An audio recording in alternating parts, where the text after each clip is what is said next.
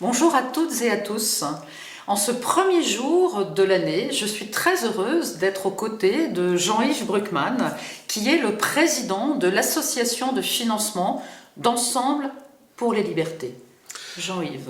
Bonjour Martine et merci de m'accueillir dans ces locaux aujourd'hui, dans ce premier jour de l'année 2023, où en 2022 j'ai passé une année merveilleuse à tes côtés. Voilà, un vrai combat, et puis tu m'as ouvert les yeux sur beaucoup de choses, sur le monde politique comme il est aujourd'hui.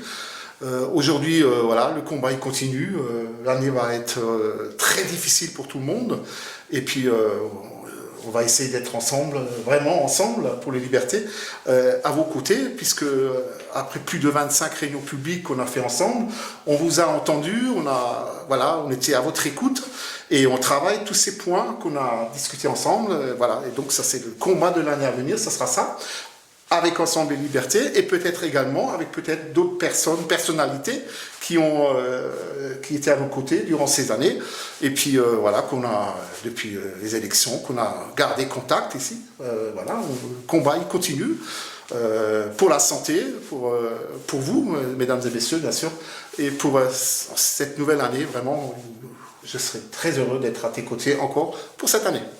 Merci Jean-Yves. Alors c'est vrai que tu fais référence au combat que nous avons mené ensemble, puisque tu étais aussi mon suppléant pendant cette campagne législative.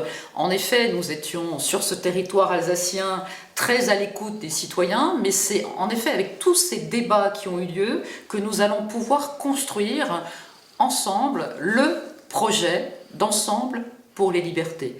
Je sais qu'aujourd'hui se joignent à nous tous les référents de Ensemble pour les libertés qui sont sur tous les territoires de France. Il y a 13 régions, 13 référents régionaux et tous les référents locaux qui se battent à nos côtés pour des actions très simples, très pragmatiques, mais qui vont permettre de pouvoir gagner ce combat des libertés. Si on regarde ces 3 dernières années, on constate que le gouvernement n'a eu de cesse que de continuer à prendre un très mauvais chemin.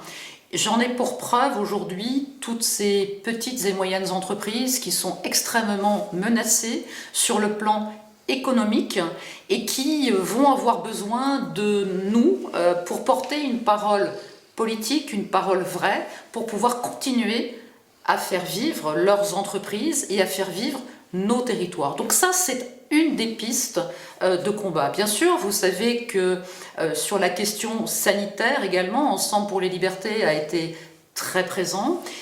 Mais la vérité, je le crains, ne viendra pas de la France. La vérité viendra sans doute de l'étranger. Il y a eu différents scandales, différentes compromissions. On le sait, que ce soit au niveau de la Commission européenne, que ce soit au niveau des États-Unis avec les Fauci-Leaks. Tout ce que les médias français aujourd'hui mettent complètement sous silence, et cette vérité, nous devons avoir, on va dire, garder cet objectif de pouvoir la mettre au grand jour, à disposition de tout le monde, parce que la France doit retrouver, on va dire, ses couleurs, ses lumières, et vous les Français, vous devez retrouver confiance dans ce pays.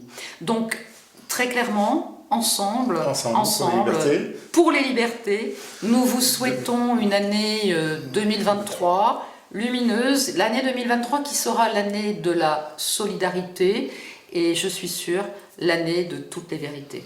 Une très très bonne année 2023.